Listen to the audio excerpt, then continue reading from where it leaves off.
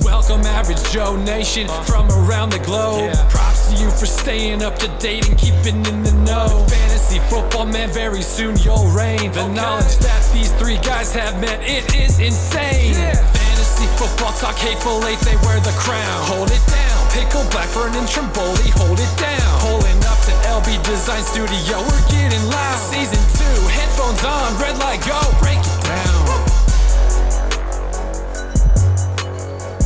Back to the Hateful Eight Fantasy Football Podcast. I'm Pickle, and with me as always, Blackburn. Championship week. And Best Trimboli. week ever. Bada bing, bada boom. There it is. This episode, we'll be discussing the rest of the Week 16 matchups and get your championship lineups ready. As always, don't forget to follow the show's Facebook, Twitter, and Instagram accounts. Now onto the Week 16 championship, the good, the bad, and the ugly. Weekly starts and sits, the good, the bad, and the ugly. All right, the good, the bad, the ugly, presented by Stat Route. Dominate your league. Get the stats used by the pros. Any stat, any player, any team available in under 5 seconds. Head over to statroute.com. Use our promo code HATEFULFF for 25% off your subscription. And I will let you know if you play NBA fantasy or NBA DFS, they're getting ready to launch their NBA stats for the Stats Route side of it, not just NFL stats now. So Nice. all right, Week 16 championship week for everyone except for that 1% of people that play on Week 17. Womp womp. So Not good. I'm sorry in advance, but this is where we're putting all of our eggs in the basket for the championship weeks. So Show enough. all right, who had the early games? Me. All right, there you go. What do you got? Falcons at Panthers. Good for this one. Matt Ryan. He's averaging 23 points per game in the playoffs, and I think they're going to have to throw a lot in this game. Yeah. He's got 78 attempts over the last 2 games, so he's been throwing a lot too recently. Carolina's 19th against quarterbacks. That's because Tevin Coleman and Ito Smith aren't doing crap now that Ito Smith hurt, but Right. Tevin Coleman, I don't know what's happening. Freeman's on IR, so it's pretty much Coleman just doesn't want to get paid. They That's sa- what's happening. They signed somebody. I forget his name, but Yeah, I know. it's part of that nobody probably quarterback from the last show. It is. My bad for this one is Calvin Ridley. He's averaging 5 points per game in the last 3, so he's on the downtrend. He's only reached double digits once in the last 6 games. It's the Julio show. Hit the rookie wall. But I mean, I would just be careful because there has been talks of potentially Julio being shut down because of the lack thereof of playoff contention, and he did go out for majority of the whole second half with I believe it was a hip injury or something like that. Well, I mean, yeah, obviously keep an eye on your lineup, but I mean, this would change obviously if Julio wasn't going to play. Calvin Ridley is a play. Ugly for this one, we just talked about him, Tevin Coleman.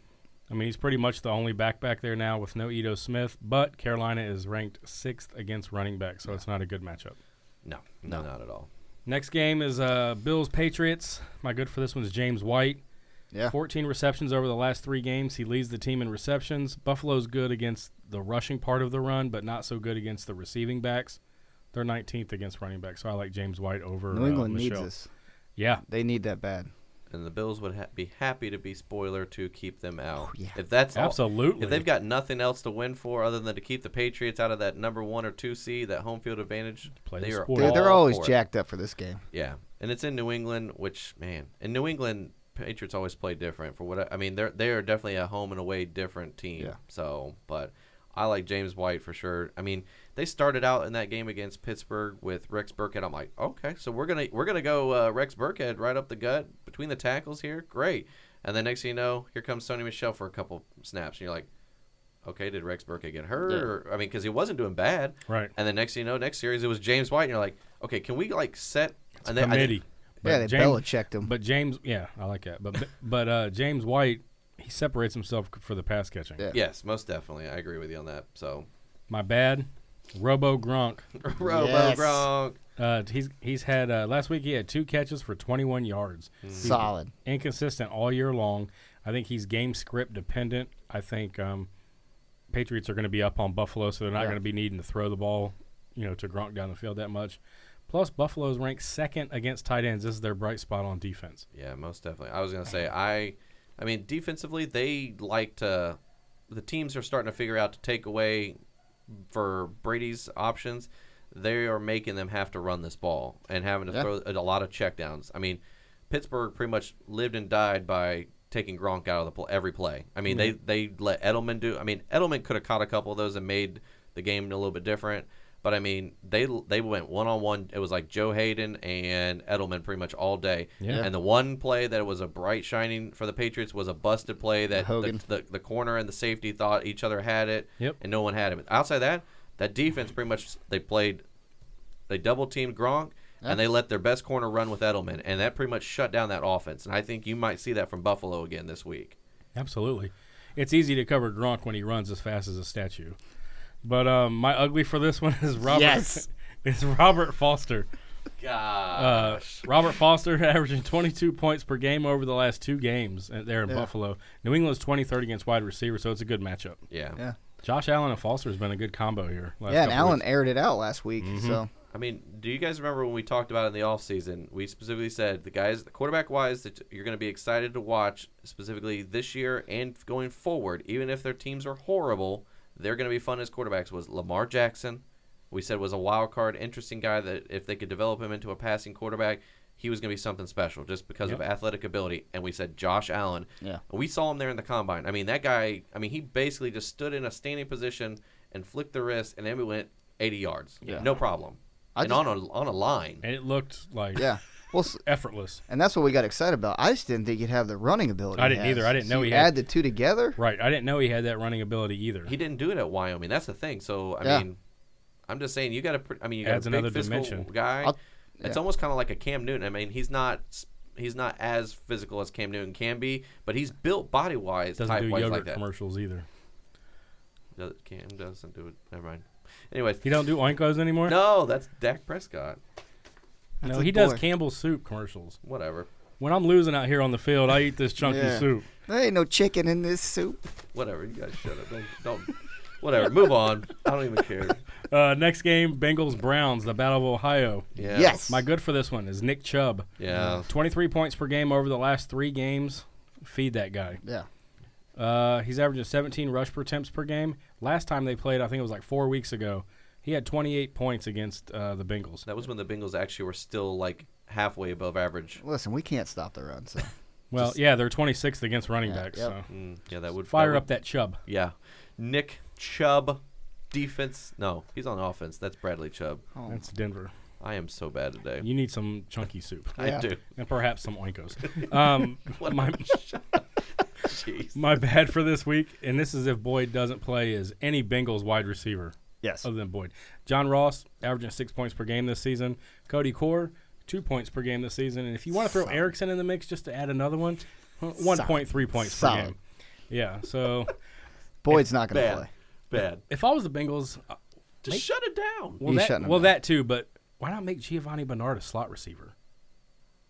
Why not just shut Mixon down? Why worry about? Why try to break him down this week? That might be the other thing why you don't is because maybe they're gonna lessen the load off Mixon. I hate saying that. Yeah, but man, that would stink. Because I need Mixon. Still in playoff contention. I'm just saying. Well, I mean, everything. There's a lot that has to happen. Hey, stranger things have happened. You got Baker back there. They got Baker. Magic could happen. And they got that chef guy. I'd play Baker or this kitchen week. guy, whatever. Freddie Kitchens.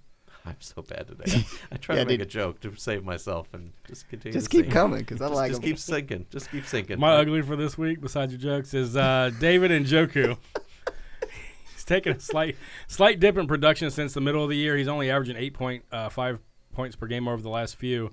But the first meeting against the Bengals, he had 17 fantasy points, and Bengals are ranked 28th against tight ends, so it's a good matchup. Fair enough. Don't be afraid to fire up Baker. No. I really don't. It's Cincinnati can't cover anyone either. So I just think it's funny that Greg Williams has more wins this season with the Browns than Hugh Jackson had in 3 years.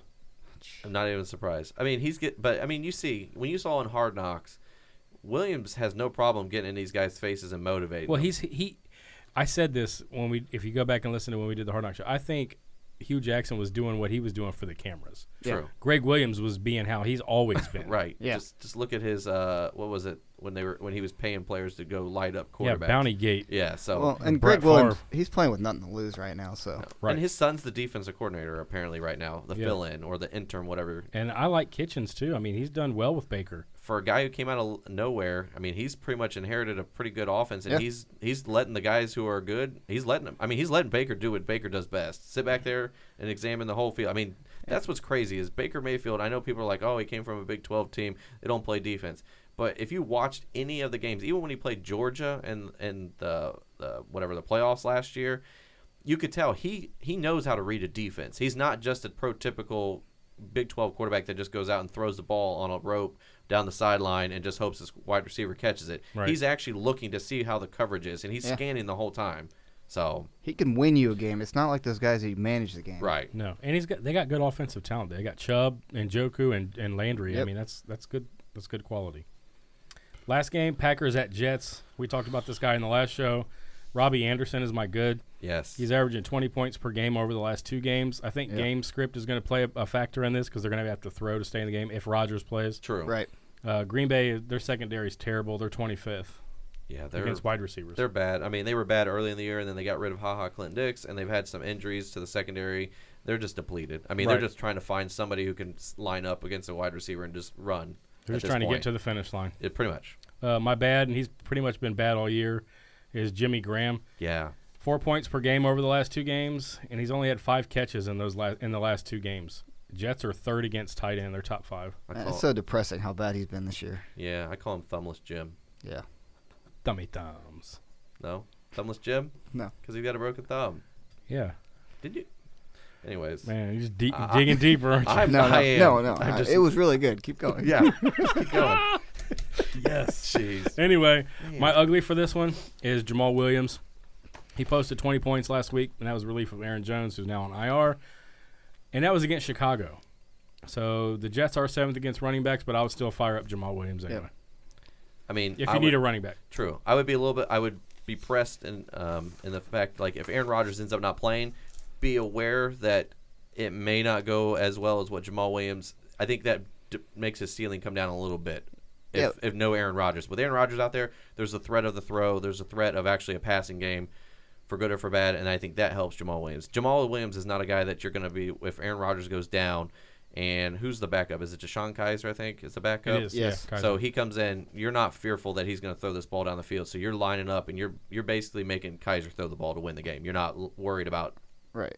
But earlier in the year, the issue with the running back was you always had an Aaron Jones behind you and a Ty Montgomery. Well, they're both existent. Yeah, this game. One's not on the team and one's on IR. Jamal Williams is going to get a bulk of the carry.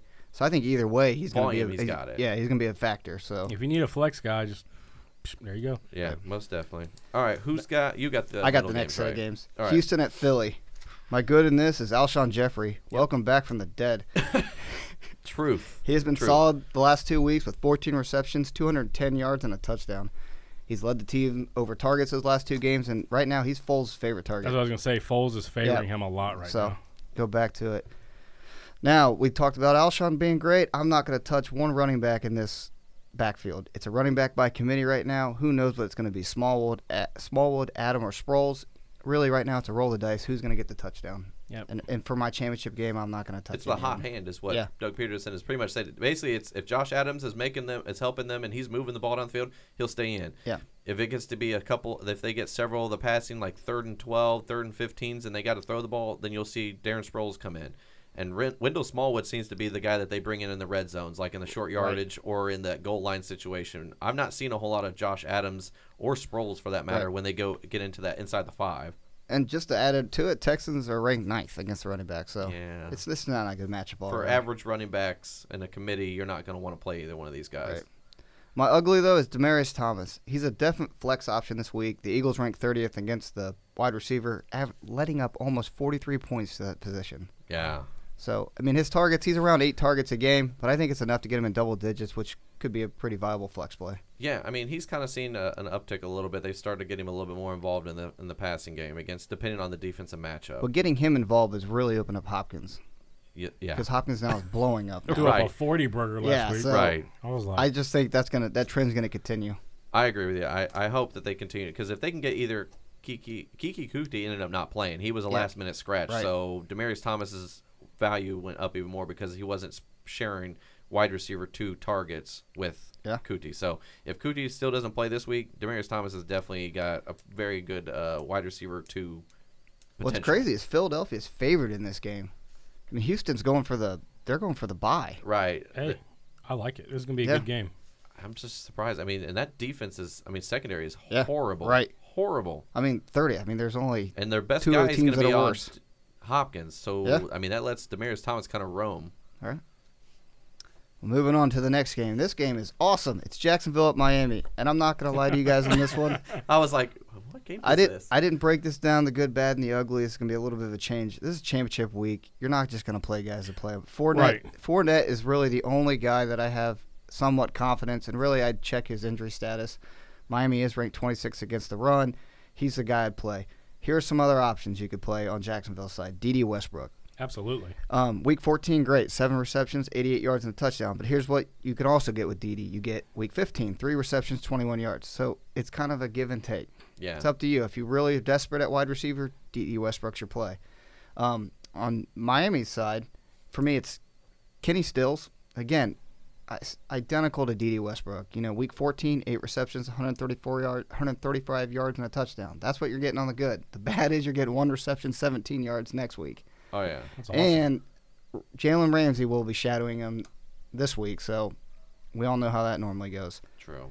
And then another guy you might be able to play is Kalen Ballage. We talked about him earlier. It looks like he might get the bulk of the carries this week. He had 12 attempts last week, 123 yards and a touchdown. Now, in saying all that, he did get 75 yards on 1 carry. Correct. Right. So, and it wasn't against – I mean, Jacksonville's been terrible this year, but they shut Adrian Peterson down pretty much last week. And outside of a flex play, Fournette's the only one I'd actually put in one of my spots. Yeah. So. Yeah, check his injury status, though, because he's hurt right now. Right. He's dealing with that lingering, that foot issue that he's dealt with since he was even at LSU. It just seems like it's continuing to flare up at random points. So, I mean, and if you wanted to play either defense, I guess either one's a decent play. yeah. You know the quarterbacks are going to turn the ball over. So. Yeah, that is true. But moving on to a game that I think is a little better is Minnesota at Detroit. Yeah. My goodness is Dalvin Cook. We talked about it last show. He's been blowing up a little bit the last 2 weeks. He's got 3 of his 4 total touchdowns in the last 2 weeks. They've put an emphasis on running the ball. I think Dalvin Cook's going to be a great play. I mean, Latavius Murray's even in that. If you're in a pinch and you have to play somebody and you're like, I got to have boom or bust, that's a good upside. Yeah. Especially if everyone took all your running backs and so you're looking at nothing. Right. I'd play Latavius over any one of the Eagles running backs? backs? Yeah, I was just about to say yes. I would too. Hey, why not? Right.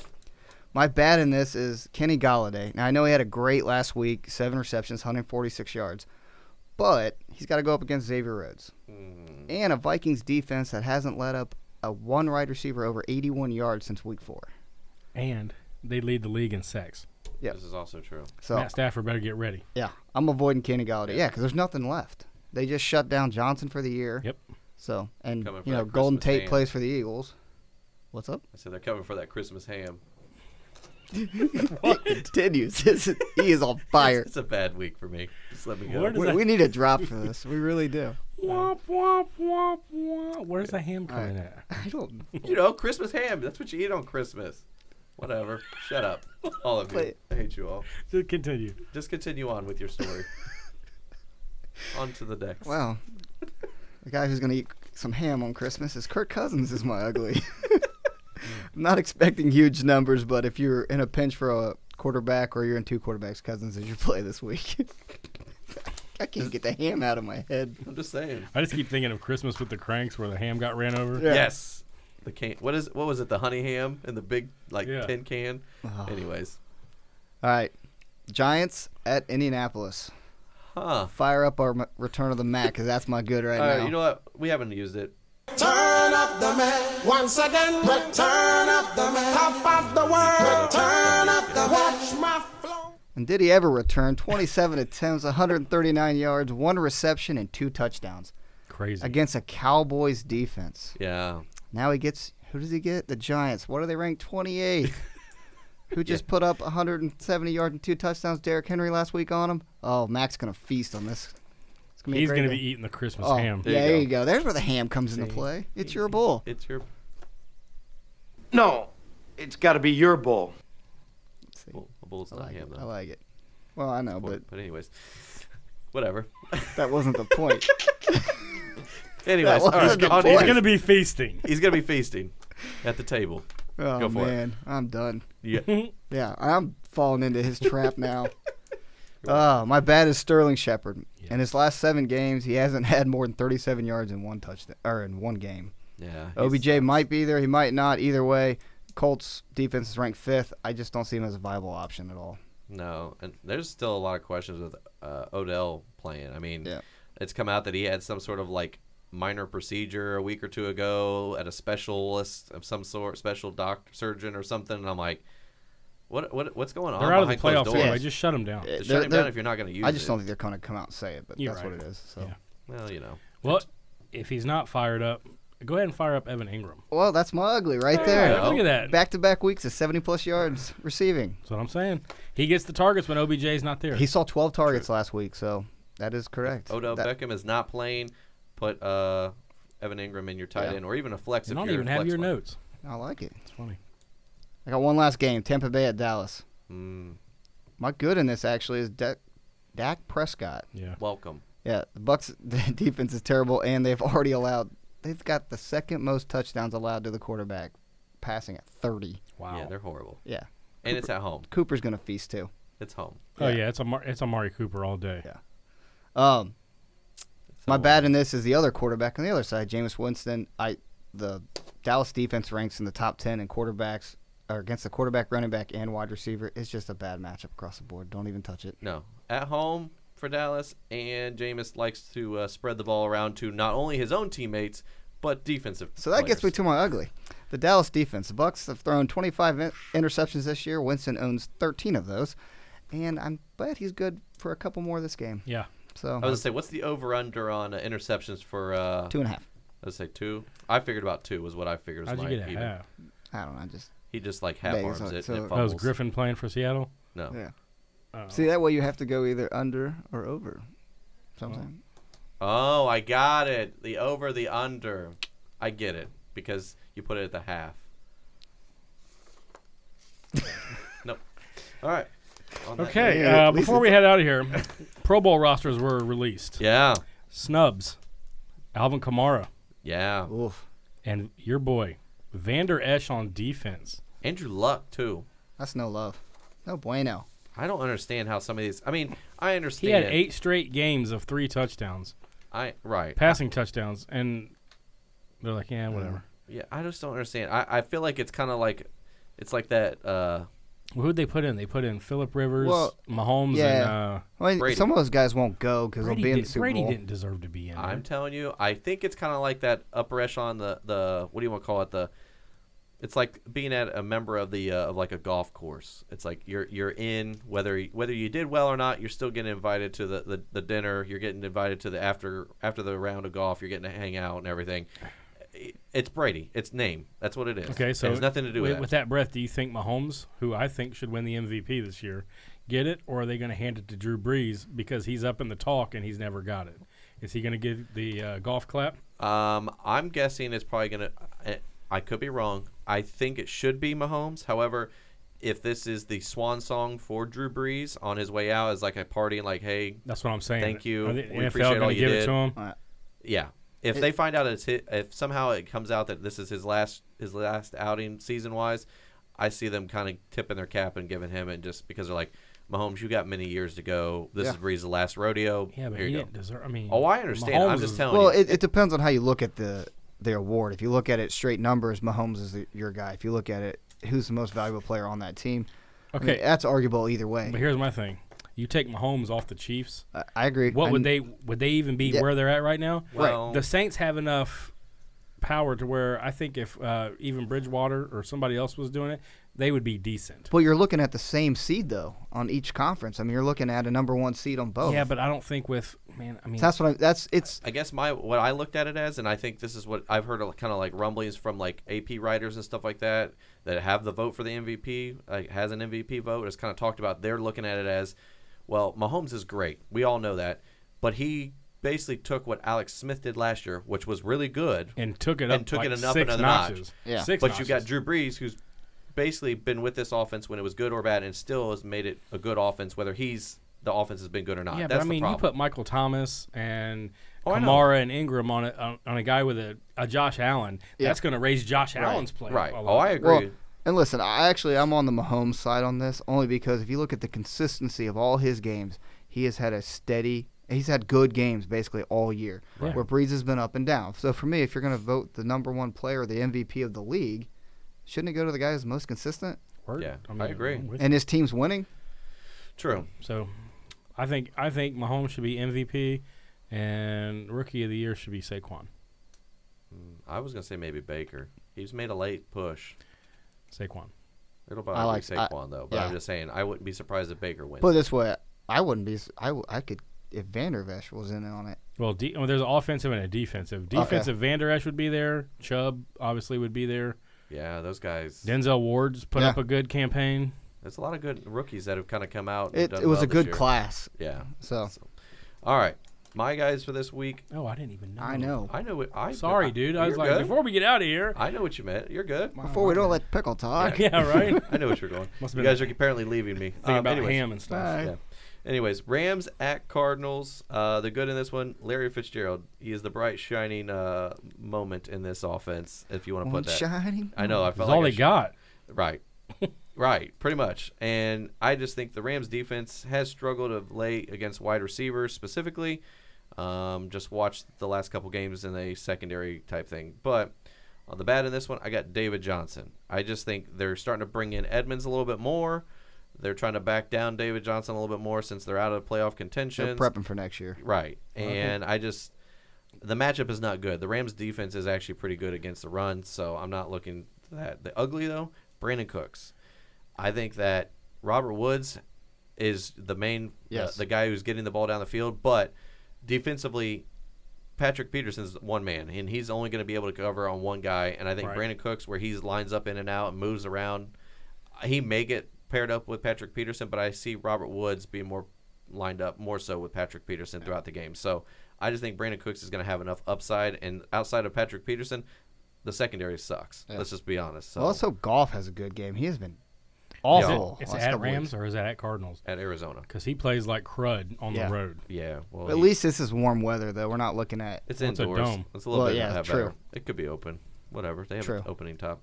Anyways, Could be drafty in there. could be a little bit Could drafty. be. Bears at the 49ers, my next one. So Blowout. it's in the San Francisco. Blowout. Yes. Yeah. The good, Mitch Trubisky. Oh, yeah. This is a guy that you could potentially play this week in your fantasy championships and Yes. feel good about it. He's got a great matchup. 49ers are, Gotta let's risk it see, for the they biscuit. are 29th out of 32. They give up about 20 fantasy points on average. Nice. Straight to So, Trubisky. and that's whether it's home or away. Bad in this one, Trey Burton. Not a good matchup for Trey. Now, he had a great week last week. However, San Francisco is third against the tight end. They're only giving up about 7 fantasy Plus points. That's the Burton- one part of the defense they're actually good. Burton's TD dependent, though. Yeah. Yes. Very. And he's up and he's way up and down. So Yeah, if you got a better option, something more stable, that's what I would go with. most definitely. And then the ugly in this one, Allen Robinson. Allen Robinson has a pretty good matchup, which you got, let's see, they're giving up almost 40 points to the wide receiver position there in San Francisco. They're like, I think they're 29th. They are 28th out Not good. of 32 teams. They are horrible. Fire up that Tariq Cohen. Right. Oh, yeah. He's an obvious one to play this week, but I'm just saying, especially Jordan Howard like, could even have a decent game. exactly. I'm just saying, I think the whole offense outside of Trey Burton is an upside Yeah. for sure this week in your fantasy championship. So don't play 49ers. Don't play the 49ers defense or offensive players outside of George Kittle. Yep. Because I was looking at the Bears. The Bears are actually 20th against the tight end. That's their weak spot in the defense. don't They're worry. giving about 12 Kittle's points. been their bright spot all Yeah. year. Exactly. So, We called it. I think you called it. Somebody called it last year that George Kittle was going to be one of the guys to watch this coming year. I And forget he's put who it on a was. show. Somebody. We'd have to So- go back and. He's So, put on a show. Steelers at the Saints. So it's in the Dome. It's a big game for Lot. both teams. Yes. Specifically, the Pittsburgh Steelers are in a their backs up against the wall in this. They have to continue to win, Right. and they got to. Otherwise, they're banking on Baltimore to lose. Now, if Baltimore loses against obviously the Chargers, then they get a little bit pressure. A little bit pressure's off for the week, but we'll see. All I know is that the Steelers want to continue to win because they want to keep separation. Good in this one, the Saints defense. The last couple of weeks, they're not giving up a whole lot of points. They're not giving up a whole lot of yards, both rushing and or receiving. They pretty much shut down that Carolina offense outside of Christian McCaffrey. McCaffrey didn't even do. I mean, outside of that pass touchdown, there really was no offensive scoring. Obviously, 50-yard pass. I mean, he got most of the points. Carolina's offense just way out of sync, though. It's Cam. It is true. So the good in that one, I think, is the Saints defense, and this is a good one that you could play in a streamable setup, especially if a lot of defenses are picked over by now, and people are like hoarding them on their bench just so nobody else gets them. Listen, Ben's good for a pick. I don't know. Somebody. But bad in this one, Jalen Samuels. I really didn't pick up on that. No, I know you didn't. Jalen Samuels is the bad for this one, and it could be James Conner. I don't believe he's playing, but either way, the running backs, New Orleans is only giving up 21 total points to the running back, which you're like, oh, wow, that's a lot of points. However, they're top 5 against the run. Not only that, I think it's going to be game script. I think we're going to have to see Big Ben throw a lot. Right. I'm only using Samuels as a tight end, so. Is this at? It's at New Orleans. Big Ben's going to struggle then. Right. So, and the ugly in this one, I couldn't find any uglies like that. I felt like matchup-wise this is okay. Kickers. The kickers, because I have a feeling that both defenses are going to be playing tough.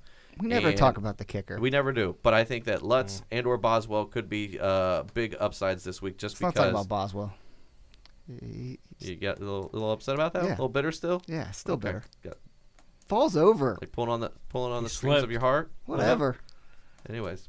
All right, so I'm just saying kickers in this matchup is not, if you want to play a kicker with potential upside, either one of these guys have good upside matchup-wise. Speaking of kickers, you seen that Giants kicker, Rosas? That dude is jacked. Like, he's like Ed Hockley in a kicking. I'm not playing. Like, no, I haven't seen him yet. He's a big dude. I haven't either. All right. Sorry. Now I got to look him up. I know. Chiefs at the Seahawks is my next one. This is the Sunday night game. Another good game. A lot of implications. I mean, not so much for the Chiefs. They do need to keep winning because if they lose and the Chargers win, we could see a potential switching of the number 1 seed here soon. So it's in Seattle, though. That's the problem that I have. The 12th man. It is. Seattle's defense, I went and looked. At home, they're averaging. They're in my ugly, but for good in this one, Russell Wilson. I just think that the Chiefs' defense is horrible. I know people are like, oh, but play the Chiefs' defense. They've been doing all right. No. They actually are not. They get good pressure on pass rush, but outside of that, if they're not getting to the quarterback or the quarterback evades the pocket or able to hand the ball off to Chris Carson, I'm just saying they don't play very well. That's why they have to score so many points. True. Chiefs defense 31 out of 32. Oof. They give up an average about 22 fantasy points. Yeah. That's bad. And Doug Baldwin's back all of a sudden. So him and Lockett. I mean, Wilson's just gonna have more targets now. Now, I put the bad in this one, Tyreek Hill. Since the coming out of his foot injury or whatever that he's dealing with, he's not playing 100%. And you can tell, and he's babying it. He's not going full like cheetah speed out there. He's not running through routes like he had been as smooth. You can tell he's got a little bit of like an injury he's dealing with in some fashion.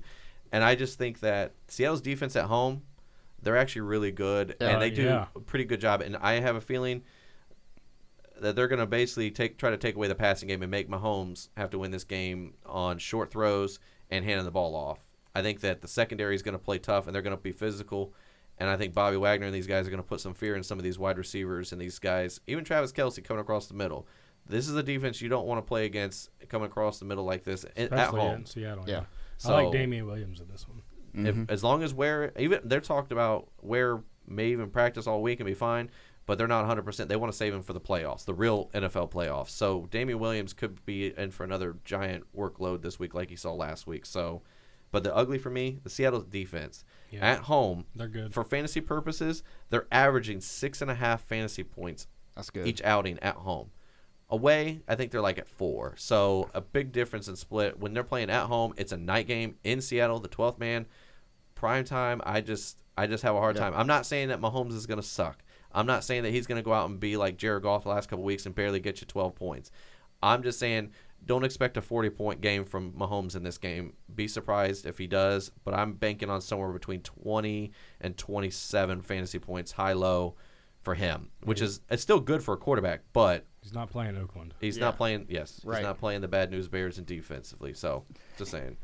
And then finally the Monday night game, Broncos at Raiders. Speaking of Oakland, the good in this one, Jared Cook. We mentioned him. I know it sounds like he should be an honorary member. He should have already gotten his membership packet in the mail, but he hasn't apparently. But he is the good. He'll throw up a 4 every now and then. He will, but he's the only bright spot in this offense consistently. So, and the matchup, the Broncos, I look at them, and they are 25th against the tight end, so they're giving up an average of about 14 fantasy points. Nice. So that's a good matchup for a guy who, as you say, has highs and low games. This is a defense that you want to have him playing against. So, bad Derek Carr. Broncos defense, really good against quarterbacks. Even Baker Mayfield did okay, but Denver's defense is giving up just shy of 14.2 fantasy points on average. Not good. And an offense that's struggling, I would be hopeful if Derek Carr gets you like 11 points at this point. You know what? Let's be honest. You know what the real good in this game is that I'll know whether or not I win a championship before this game starts. There you go. Because I'm not playing any of those players. Why didn't they flex like Pittsburgh Saints onto this Monday night? It's very true. I don't know. I'd even take the Seahawks Chiefs. Yeah, something that had relevance. Like move everybody up. What was the Ravens game? Ravens and Chargers. Yeah, there's Saturday. There's a Saturday game. I mean, move them to the Sunday, the Monday night game. That game will have low ratings because nobody cares. Right. Unless you live in those areas. I would say unless you're a fan base of either team or you've got fantasy football implications, I'm going to bank that the market watching viewership wise for this game is going to be pretty low. Yep. ESPN will not be happy with those ratings. Well, they also shouldn't be happy with the quality of announcers. Programming. It is awful. But they're all being brought back next year, just so we're all aware. Booger fully aware. McFarland. That dude's I like his job. He's just sitting in that chair on the sidelines. It's a gig. Blocking everyone's view. That is a gig. But that's awesome, though. I would love to do that. So, all right. Ugly in this one, Case Keenum. And that's because Oakland is 25th against quarterbacks, and they're giving up just shy of 20 fantasy points on average. And I have a feeling that Phillips Lindsay is going to be used in the passing game. I also think that Deshaun Hamilton is going to be used in this one. Cortland Sutton finally got involved last week. Finally. Well, if this is a game that all their offensive players can do something, you fire them up against Oakland. There you go. I mean, Oakland is 25th against quarterbacks, 15th against running backs, 5th against wide receivers. That's the one bright shining point in this game. But I still think that they're going to be able to throw the ball. It's still a lot of points. I think Phillip Lindsay's going to have a monster game. Yeah. The tight end in this one, now Denver doesn't really have a steady defensive or great tight end. Right. But Oakland is literally like the worst in tight end points. I mean, they give up a ton, almost 20 fantasy points. That's bad. So, sneaky play guy there. Not good. I wish like Hireman was still available to play. He would be somebody to play this week in that defense. But Jake Butt, anybody at this point. But I don't even know who the tight end at this point is. I think it's I just drew a blank on the Water Boy. Yeah. No, it's Matt Ham. You see his face. Anyways, all right, whatever. I'm gonna go home. Anyways, you'll take the ball and go home. I'm gonna take my ball and go home. Anyways. Not your ham? No, not my ham. Shut up. Anyways, all right. Anything else you guys got? No? Anybody? Bueller? No, we're good. We just want to say thanks for listening. We wish you guys a Merry Christmas. Yes, absolutely. Good luck to all you guys that are playing for championships this week. Yeah. Make sure you tune in 11 a.m. Eastern Standard Time again for one last time for the road. One last hoorah. Yeah, we're not going to be there for week 17, so. I mean, we'll answer questions, but we're not. I'm just kidding. Anyways, the main one, make sure you check us out on Twitter at 11 a.m. Eastern Standard Time. Get your last-minute questions. We'll post it out there as we always do. This will be the week to ask. Get some last-minute help. This is it right here. This is do or die. Home. So, all right. Make sure you I just said that. Never mind. I just said make sure. Well, hey, let's give a shout-out to the Listener League. Yeah. Oh, yeah. That's what I was going to go into. I just drew a blank as to what I was going to do. All right. Anyways, so shout out to the finalist in the Listener League who is playing our team. Billy, I think it's Billy079, I think it is. If I'm butchering it, I apologize. You can let me know. But we're in the SleeperBot platform is what we're playing on. So shout out to them for putting on a cool platform that they just continue to update on the fly. Yeah, I really like that. So Billy079 has made sure to secure his place against the greatness that is our team. So we'll see how that goes this week. I think it's going to be a pretty even battle. Yeah, well, now that Newton's out, we had to switch out Foles. It's literally, I think, it's about a 49 or 48 to like 51. I mean, it's all projected stuff. Yeah, but it should be a good game. So shout out to him for making it to the championship. Congrats to him, and thanks for all the other listeners in the Listener League participating and kind of making it challenging at times. I mean, it was a lot of neck and neck to get into the playoffs. Mm-hmm. Listen, the chat on it was fun. So yeah, we appreciate it. I mean, as soon as we found out that we were in it, immediately he sent out like a GIF of I think it was Lord of the Rings. The guy was swinging his sword with all the army coming at him. So it's been a lot of trash talking back and forth. So we like that. We appreciate that. And we appreciate the interaction. So, all right, we'll tell you guys thanks again for tuning in to today's show via the YouTube, the podcast, as well as DATV. You can check out the hateful8ff.com. We do still have in-season weekly articles, and there will be some off-season articles as we go throughout the rest of 2018 and also into the early 2019. They'll be there. So don't forget to follow our personal accounts at jpickle, TH8FF, at jblackburn, TH8FF, and at ftrim, TH8FF. If you need some last-minute help, we still have the average donation on our website. Just click on that, head over to the Patreon tab, sign up, get yourself that last-minute help. Propel you into the winner's circle. Anything else? That's it. That's it, guys. All right, thanks happy again. holidays, guys. Yeah, happy holidays, Merry Christmas, and good luck this week. And hopefully we'll see you guys next week, and you all have your championships that you've won and being happy. So, all right, we'll see you guys next week. One more time. There ain't no one like these three. You know you just heard Pickle, Blackburn, and Trimboli. Give the goods talking about nothing but fantasy football. Yeah, it's your year to dominate and to wear that ring. Prepare for the draft and dial in on your craft. Quarterback the first round is a good choice, you ask? This guy's got first round pick, a favorite? Not so fast. He failed to tune into Hateful Eight. He's a chump finishing last.